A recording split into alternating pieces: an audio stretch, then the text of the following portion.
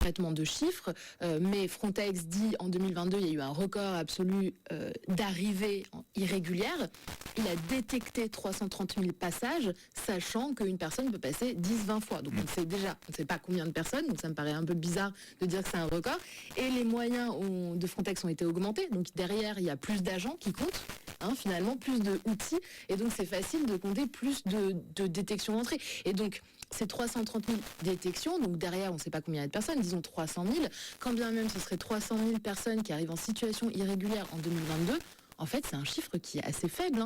On est sur, en comparaison avec 500 millions de citoyens européens. On a largement de quoi accueillir 300 000 personnes. Vous êtes d'accord avec ce qu'il a dit ?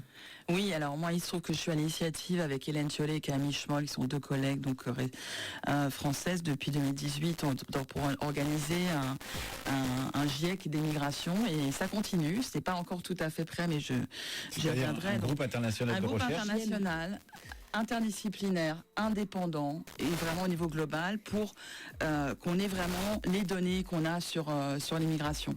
Mais et le dernier mot reviendra ceci dit aux États, parce que c'est quand même eux finalement qui décideront s'ils veulent recruter des travailleurs ou contrôler leurs frontières. Merci en tous les cas à toutes les trois d'être venues. Merci à vous Thomaïs Papayoannou, vous êtes, je rappelle, journaliste et correspondante de la télévision publique grecque, l'ERT. Merci à vous Virginie Guélandon, politiste, directrice de recherche au CNRS, en poste au Centre d'études européennes comparées de Sciences Po Paris. Et merci à vous Tania Richaud, donc docteur en droit européen, chercheuse associée à l'Université Paris-Saclay, consultante chargée de projet pour Desinfox Migration. C'était le temps du débat préparé ce soir par Mathilde Barbier, Sarah Masson, Mathias Mégy, Joséphine Reynards, Fanny Richer, et réalisé par Laurence Malonda avec à la technique Jordan Fuentes. Demain dans le temps du débat, crise de l'université, qu'attend-on exactement du privé? Nous vous donnons rendez-vous tout l'été à 18h15 jusqu'à 19h.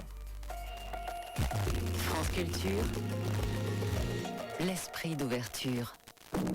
Tous les héros sont fabriqués. Jean Moulin est un héros méconnu de la vie. Qui est l'homme caché derrière la légende? 80 ans après sa mort, le mystère plane toujours autour de celle-ci. Entre ici, Jean Moulin, avec ton terrible cortège.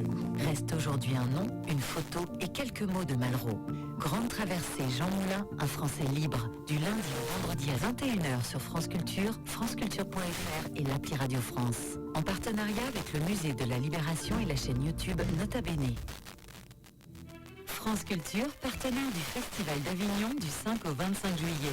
3 semaines de programmation avec plus de 400 levées de rideaux. Découvrez les créations de France Culture au Musée Calvet du 9 au 16 juillet avec notamment Patrick Timsit, Imani, Nicolas Maury, Ludmila Dabo, Adama Diop, Serge Rezvani, Dominique A, Léopoldine HH, ainsi que Bienvenue au Club au Cloître Saint-Louis du 10 au 14 juillet. France Culture au Festival d'Avignon en partenariat avec le magazine Les Inrecuptibles. Plus d'infos, festival-avignon.com et franceculture.fr. France Culture, 19h, c'est l'heure d'Arnaud Laporte qui reçoit dans Affaires culturelles le cinéaste Dominique Moll.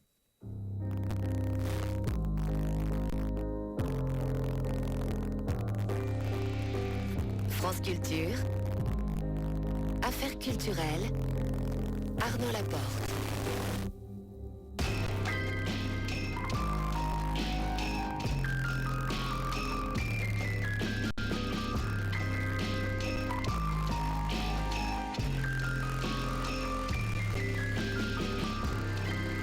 Nous poursuivons notre sélection de grands entretiens d'affaires culturelles que vous pouvez retrouver tout l'été pour garder le lien et pour vous faire entendre ou réentendre la parole des artistes de tous horizons que nous avons reçus au fil des mois. Le 9 septembre dernier, mon invité était le cinéaste Dominique Moll.